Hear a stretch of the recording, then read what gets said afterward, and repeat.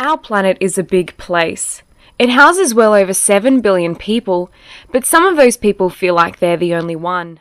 One of those people is Jamie Crook, and she's struggling with a chronic illness that isolates her from being around people battling the same struggle. You feel like you're the only one. And when times are tough and you just want to speak to someone that's gone through the same thing as you. At just 13 years of age, Jamie is one of the 70,000 Australians dealing with cystic fibrosis, a genetic illness affecting the health of the lungs and digestive system. With cystic fibrosis, or CF as it is known, the body produces an excess of sticky, thick mucus which clogs the surfaces of the inner organs, particularly the lungs. As a result, the mucus acts as a breeding ground for bacteria to settle, multiply, and damage the body. Yet unlike most genetic diseases, cystic fibrosis poses a threat not only to the individual, but to other CF sufferers, as the dangerous bacteria is transferable and can be the cause of serious permanent infections to he or she who catches it. People with cystic fibrosis are advised to keep away from one another. Hospitals have begun to isolate CF patients between their wards, and while most understand it's for their long-term health, others can't help but feel alone. Just talking to people that knew what you were going through would be that big help. Cystic Fibrosis Victoria's adolescent coordinator, Louisa Walsh, is all too familiar with the challenges that come with the illness. Like Jamie, Louisa has had cystic fibrosis since birth, yet her younger experiences with the condition, particularly in hospitals, was markedly different. At that time, people with CF were all put together in the same ward. So I was able to meet other people with CF and get to know them and talk and learn from each other and reassure each other, and some of those people I'm still friends with now. Louisa told of the invaluable support and mateship she developed with other people going through cystic fibrosis during her adolescent years, and why it's important that teens get this type of support.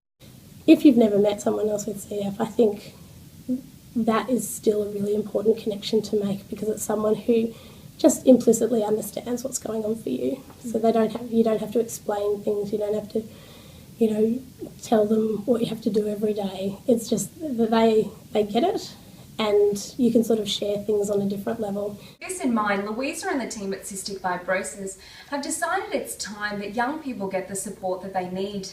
Teaming together with the Royal Children's Hospital, the Monash Medical Centre and the Alfred Hospital, Cystic Fibrosis Victoria is getting ready to launch a new online site for young people with CF to come, socialise, build support networks and get the support they need. What we're probably going to start off with now is have our main Facebook page as the kind of landing page introduction to the program.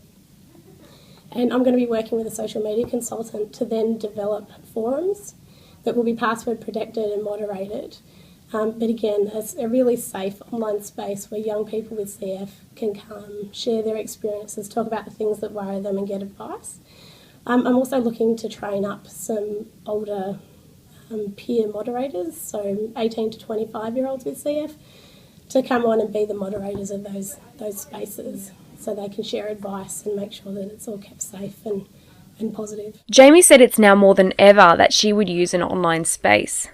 Over the course of her treatment at the Royal Children's Hospital in Melbourne, Jamie was paired together with a mentor who had been through what she had and supported her through the tough times. Yet sadly, just days ago, Jamie's mentor died, and she's since felt lost and alone. Yeah, I would use that, because that was when I lost Sheridan, which was the girl that died, I then had no one to talk to. So having people my own age, we can talk about school and things that we're going through. The forum is expected to be up and running in the early months of next year.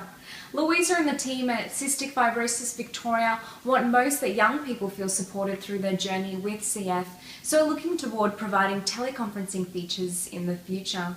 To keep up to date, make sure to visit the Facebook page, Cystic Fibrosis Victoria, Connecting Up Adolescents, where developments will be posted.